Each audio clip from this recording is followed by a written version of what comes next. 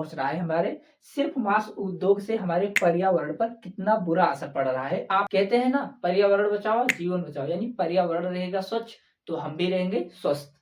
नमस्कार दोस्तों, कैसे हैं आप लोग। आज हम लोग पढ़ेंगे पर्यावरण प्रदूषण पर निबंध।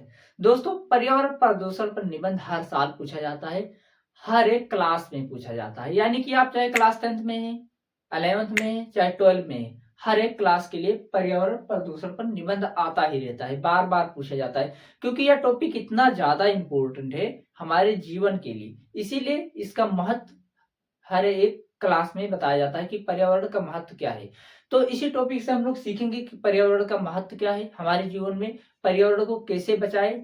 यानी पर्यावरण बचाओ जीवन बचाओ, कहते हैं ना, पर्यावरण बचाओ जीवन बचाओ, यानी पर्यावरण रहेगा स्वच्छ तो हम भी रहेंगे स्वस्थ।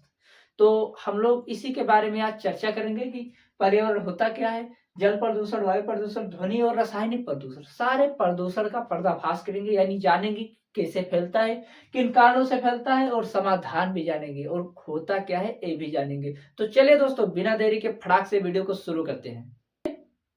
पर्यावरण होता क्या है, यानी हमारा जो सबसे पहले लिखना होता है परिचय। परिचय यानी कि प्रस्तावना लिखना होता है। तो जो प्रस्तावना लिखना होता है हम लोगों को, प्रस्तावना, प्रस्तावना, जो प्रस्तावना लिखना होता है, इसको क्या कहते हैं दोस्तों, इसको कहते हैं परिचय। परिचय, आप चाहे जिस टॉपिक पर निबंध लिखिएगा, पर लिखिएगा, सबसे पहले आप उसका परिचय तो ही देंगे कि हम, हाँ भाई, हम इसके बारे में लिख रहे हैं, तो यही पर है प्रस्तावना यानी परिचय। प्रस्तावना और परिचय में क्या लिखना होता है, वही लिखना होता है। जैसे कि पर्यावरण प्रदूषण है, तो पर्यावरण प्रदूषण क्या है, तो देखिए, जो हमारे चारों तरफ परिवृत्त, यानी हमारे जो चारों तरफ परिवृत्त वातावरण है, आसपास के पेड़ पौधे जीव जंतु, हम जहाँ निवास करते हैं, वही होता है पर्यावरण, यानी हमारा वातावरण ही है पर्यावरण। तो आसान भाषा में आप ऐसे लिख सकते हैं, पर्यावरण की सुरक्षा करना हमारा परम कर्तव्य है। यानी पर्यावरण की सुरक्षा, पेड़ पौधे की सुरक्षा, जीव जंतु की सुरक्षा हमारा आवश्यक कर्तव्य है। क्योंकि जब पर्यावरण, पेड़ पौधे, वातावरण स्वच्छ रहेगा तभी तो हम स्वस्थ रहेंगे। अगर हमारा पर्यावरण प्रदूषित हो रहा है तो यार हमारे लिए खतरे की बात है, यानी यह हमारे लिए खतरे की बात है। पर्यावरण प्रदूषित हो रहा है, उसके कई कारण है, बढ़ता औद्योगिकरण, जनसंख्या, ऐसे कई कारण है जो पर्यावरण प्रदूषण को बढ़ावा दे रहे हैं। हम लोग टॉपिक वाइज पढ़ते हैं और समझते हैं, याद करने की बिल्कुल जरूरत नहीं है। मैं पहले बता दूं, आप लोगों को याद नहीं करना है, बस समझना है क्या होता क्या है। तो आप लोग समझिएगा। देखिए, सबसे अच्छे जान लिया, आप देखेंगे प्रदूषण का अर्थ क्या होता है। यानी अभी हम लोगों ने जाना परिचय अपने प्रस्तावना का, अब देखेंगे अर्थ क्या होता है। यानी अर्थ यह होता है पर्यावरण प्रदूषण का, स्वच्छ वातावरण में ही जीवन संभव है। स्वच्छ वातावरण में ही जीवन संभव है, यानी जहाँ स्वच्छ वातावरण है, एकदम बिल्कुल क्लीन ऑक्सीजन रहता है। ऑक्सीजन, हम जैसे कि हम लोग सांस लेते हैं, यानी श्वास लेते हैं, कार्बन डाइऑक्साइड छोड़ते हैं और ऑक्सीजन ग्रहण कर लेते हैं।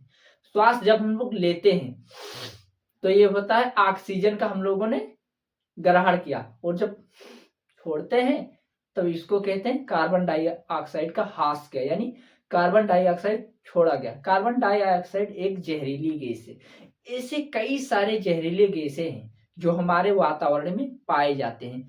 कई कारण है जहरीले गैस पाने की। कुछ कारण है औद्योगिकरण, यानी बढ़ता औद्योगिक स्तर, नई नई फैक्ट्रियां लग रही हैं, नई नई, वातावरण में ही जीवन संभव है।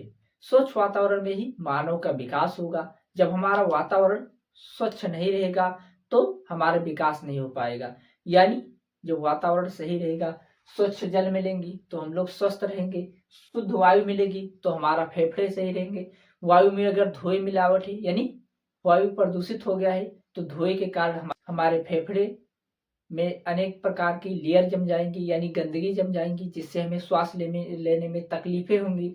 ऐसे कई कारण हैं जो हमारे पर्यावरण प्रदूषण को बढ़ावा दे रहे हैं। तो यही मुख्य वजह है, प्रदूषण का यही अर्थ है, जो हमारे आसपास फैलती गंदगी और ऐसे न जाने कितने कारण हैं जो प्रदूषण को बढ़ावा दे रहे हैं। इसके बारे में हमें जागरूक होना, हमारा आवश्यक कर्तव्य है।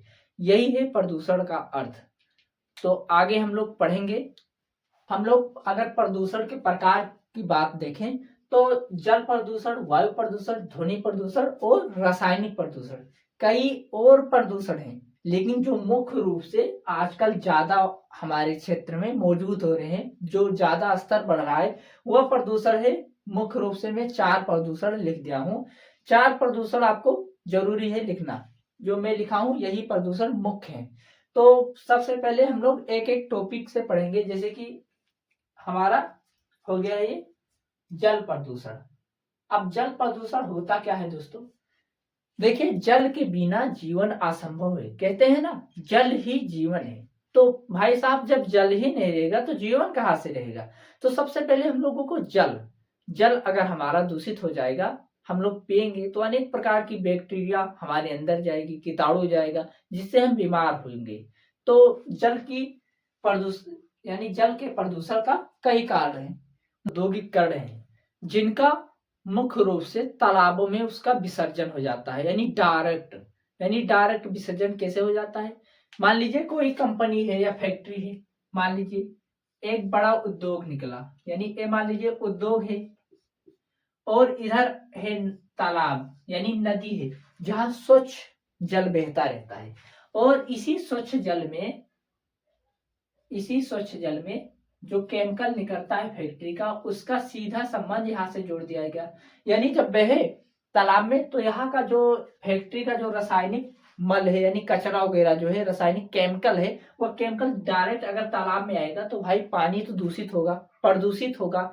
और जहां तक सीवेज वाटर होता है, वाहित मल उपचार अगर कर देते हैं तो ठीक रहता है। यानी कि वाहित मल उपचार क्या होता है? सीवेज वाटर यानी जो नाले का कचड़े का पानी होता है, वो भी कभी कभी जो डायरेक्ट नदी में छोड़ दिया जाता है बिना फिल्टर किए, तो नदी हमारा प्रदूषित हो जाता है, नदी में विसर्जन किया जा रहा है, जिससे हमारी नदियां गंदी हो रही है। ऐसे कई कार्य है जो हमारे जल प्रदूषण को बढ़ावा दे रही है, जिससे हमारे वातावरण का जल प्रदूषित हो रहा है। अगला है वायु प्रदूषण। वायु प्रदूषण यानी कि हमारा जो हवा है, स्वच्छ वातावरण में जो वायु बहता है, वायु जीवन का अभिन्न अंग है, अभिन्न अंग कह सकते हैं, यानी महत्वपूर्ण हिस्सा है, अनिवार्य स्रोत है वायु।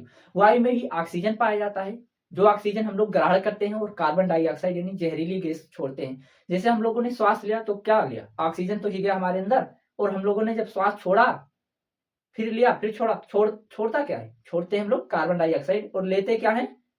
यानी ग्रहण क्या करते हैं? ऑक्सीजन। अगर वही वायु प्रदूषित हो जाए तो हम श्वास लेंगे, हमारे फेफड़े क्षतिग्रस्त हो जाएंगे, बड़ी बड़ी इमारतों को नुकसान होगा, अनेक जीवधारियां विलुप्त हो जाएंगी।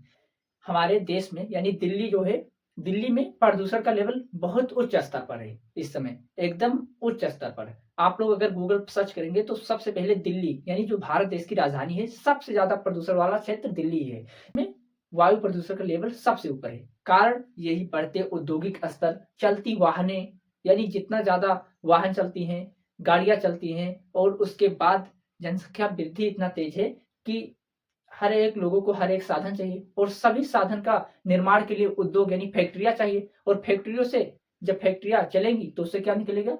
हानिकारक गैसें, जिन गैसें हमारी वायु में फैलकर हमारे फेफड़े को क्षतिग्रस्त करती हैं। तो यही मुख्य कारण है वायु प्रदूषण का। उसके प्रदूषण, तो अब हम लोग ध्वनि प्रदूषण देखेंगे। अभी आप लोगों ने समझा जल प्रदूषण, वायु प्रदूषण, ध्वनि प्रदूषण। हमारा है तीसरा ध्वनि प्रदूषण।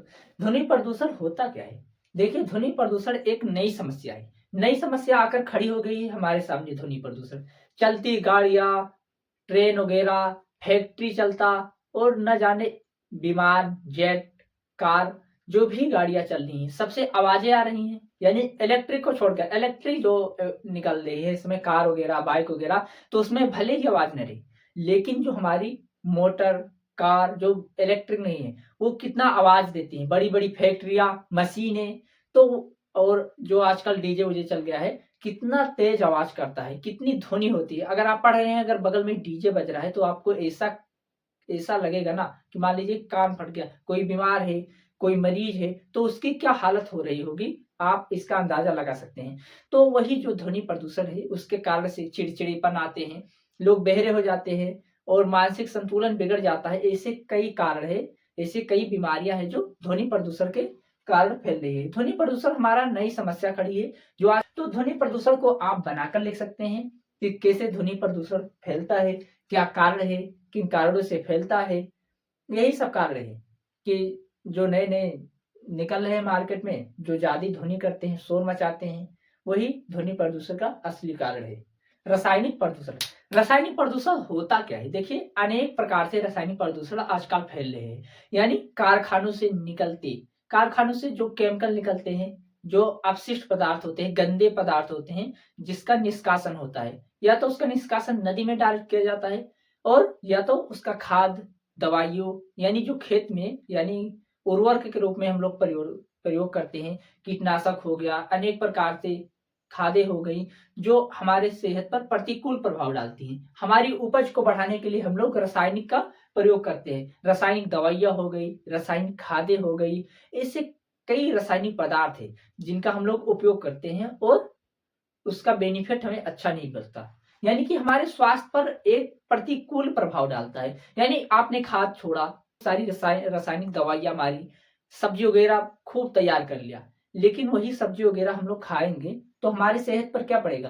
प्रतिकूल प्रभाव पड़ेगा। आपने खूब पैदावारी कर ली, धान गन्ने फसल की खूब सारी, किसके माध्यम से? रासायनिक उर्वरक के माध्यम से। यानी ये जो रासायनिक खाद है, ये रासायनिक खाद के रूप में हम लोग इसका उपयोग करेंगे, तो जो हमारा खाद है हमारी मिट्टी में जाएगा, और मिट्टी से जो अन्न उगेगा उससे हमारे सेहत पर क्या प्रभाव पड़ेगा? अरे भाई, खाद से निर्मित हुई चीज हम लोग खाएंगे तो हम लोगों के ऊपर क्या हानिकारक प्रभाव नहीं पड़ेगा? बिल्कुल पड़ेगा। हमारे स्वास्थ्य पर गलत प्रभाव यानी प्रतिकूल प्रभाव पड़ेगा। तो वजह यही थी कि जो रासायनिक कीटनाशक का अत्यधिक छिड़काव हो रहा है, रासायनिक खादें छिड़के जा रही हैं, दवाइयां छिड़के जा रही हैं, रासायनिक जो पदार्थ हो गया, खाद्य वगैरह छींटे जा रहे हैं, और जो रासायनिक दवाइयों का छिड़काव हो रहा है, यही कारण है हमारे स्वास्थ्य पर हानिकारक प्रभाव डालना। तो आप लोग इतना सीखे होंगे अभी तक कि जलवायु, ध्वनि और रासायनिक प्रदूषण कैसे फैलता है। हमारा यह टॉपिक क्लियर हो गया इतना, और अब हम लोग आगे का टॉपिक क्लियर करेंगे। अगर आप लोगों को यह 4 टॉपिक अभी तक समझ में आया है तो वीडियो को लाइक कर दीजिएगा, और चैनल पे नए हो तो सब्सक्राइब जरूर करिएगा। कारण देख लिए, जल, वायु, ध्वनि और रासायनिक प्रदूषण क्या है, कैसे फैलता है, क्या कारण है। और अब देखेंगे समाधान। समाधान समाधान होता क्या है कि हमारे वातावरण को कैसे स्वच्छ रखा जाए। आपको ऐसे ही लिखना है जैसे मैंने बताया, टॉपिक वाइज वैसे ही लिखना है। आपको बनाकर लिखना है कि कैसे जल प्रदूषण फैलता है, कैसे वायु, कैसे ध्वनि और कैसे रासायनिक। मैं रट्टा मारने की कोई कोशिश नहीं करवाया हूं कि आप रटे। मैंने ऐसा कोई नहीं लिख दिया है बड़ा टॉपिक जिसको आपको नहीं समझ में आए। मैंने खाली लेक्चर के माध्यम से आपको समझाने की कोशिश किया हूं कि कैसे हमारे प्रदूषण फैल रहा है और अब क्या कारण है। अब हम लोग समाधान देखेंगे। समाधान का सबसे बढ़िया तरीका है, यानी सबसे महत्वपूर्ण साधन है समाधान का, जिससे हमारे पर्यावरण प्रदूषण को फैलने से रोका जा सकता है। क्या कारण है? देखिए, वृक्षारोपण एक महत्वपूर्ण कारण नहीं, महत्वपूर्ण साधन है। वृक्षारोपण यानी जितना ज्यादा आप वृक्ष लगाएंगे, वृक्षारोपण करेंगे, उतना ज्यादा हमारे प्राकृतिक यानी वातावरण स्वच्छ रहेगा, तभी हम स्वस्थ रहेंगे। दूसरा नंबर बात होता है जो जनसंख्या वृद्धि है। जनसंख्या वृद्धि पर प्रतिबंध लगाया जाए, यानी जनसंख्या वृद्धि को कम करने की कोशिश किया जाए। या दूसरा हो गया, दूसरा उपाय जिससे हमारा प्रदूषण और ज्यादा कम होगा। जितने कम लोग होंगे उतना प्रदूषण कम होगा। आप जान होने से जनसंख्या वृद्धि पर रोक लगाई जाए, या कारण हो या समाधान हो गया कि जनसंख्या वृद्धि पर रोक लगाया जाए। उसके बाद जो है मांस उद्योग पर देखिए, जो मांस उगाया जाता है, आप लोग इसको ध्यान में रखिएगा। मांस का उद्योग जान लीजिए होता है, मांस जो लोग खाते हैं उसके लिए कई ज्यादा अन्न लगता है, और वो अन्न कहाँ से आता है? एग्रीकल्चर से। और एग्रीकल्चर से कैसे पैदावार होता है? जंगल कट जाते हैं एग्रीकल्चर यानी खेती करने के लिए, जगह जगह पर जंगल काट दिए जाते हैं कि यहाँ पर चारा उगेगा, और वो चारा जाएगा सीधे कहाँ? उन जगहों पर जहाँ जानवरों को खिलाया जाता है, पाला जाता है। और जानवर जब चारा खाएंगे बढ़िया से पेट भर, यानी अन्न खाएंगे, और अन्न से उनका बढ़िया वजन तैयार होगा, यानी मांस बढ़ेगा, और वो मांस मार्केट में सप्लाई होगा। और जब वो सप्लाई होगा तो उससे कई तरीके से हमें नुकसान है।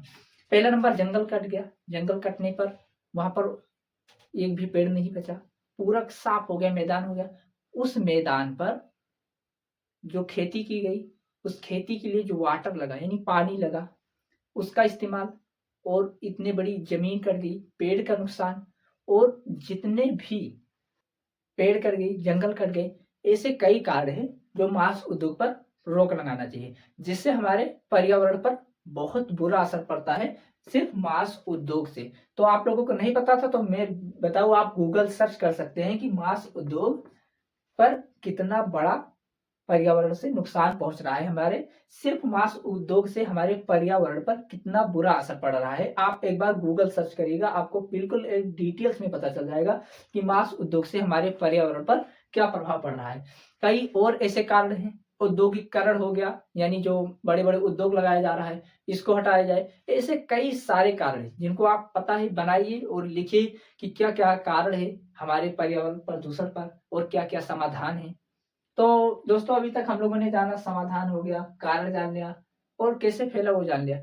उपसंहार में जैसे कि हम लोगों का उपसंहार लिखना होता है, उपसंहार, उपसंहार, अगला टॉपिक है उपसंहार का। उपसंहार क्या होता है? उस फैलने से यानी प्रदूषण को फैलने से रोका जाने से क्या क्या उपाय किया जा रहा है, कितने प्रकार से कितने लोगों को सूचना दिया गया, कितने लोगों को जागरूक किया गया हमारे पर्यावरण के प्रति। अनेक प्रकार के अभियान निकाले गए जिनसे अनेक लोगों को पता चला कि हमारे पर्यावरण का क्या महत्व है, क्या साधन है, किन कारणों से पर्यावरण प्रदूषित हो रहा है, सभी को पता चल रहा है। यही होता है उपसंहार में कि आपको बताना रहता है कि हमारी सरकार द्वारा कौन कौन सी अभियान चलाई गई है लोगों को जागरूक होने का। तो उपसंहार में आप लिखेंगे कि हमारी सरकार ने यह कदम उठाए हैं हमारे पर्यावरण को बचाने के लिए। तो यही उपसंहार में आपको लिखना होता है, उपसंहार में। यानी मैं थोड़ा कंफ्यूज यानी बोलने में हो जाता हूँ। तो दोस्तों, मैं आपको यही सब समझाने की कोशिश किया हूँ, दबाकर लिखे, बनाकर लिखे। जितना आपका 9 नंबर का आता है, 7 नंबर का आता है, सारे अपने सब्जेक्ट को यानी कि अपने विषय को अच्छे तरीके से कंप्लीट करते रहिए। मिलते हैं किसी फिर से एक ऐसे नए लेक्चर के साथ। तब तक के लिए मुझे दीजिए इजाजत, और मिलते हैं किसी नेक्स्ट वीडियो में। तब तक के लिए हमारे चैनल को अभी तक सब्सक्राइब नहीं किया है तो सब्सक्राइब कर लीजिएगा, और वीडियो पसंद आए तो तुरंत लाइक करिएगा, और अपने दोस्तों के साथ शेयर करना बिल्कुल ना भूलिएगा, ताकि उन्हें भी पता चले इस मांस उद्योग, इस वृक्षारोपण और इस हमारे प्रदूषण के कारण पर। तो चलिए मिलते हैं दोस्तों। जय हिंद, जय भारत।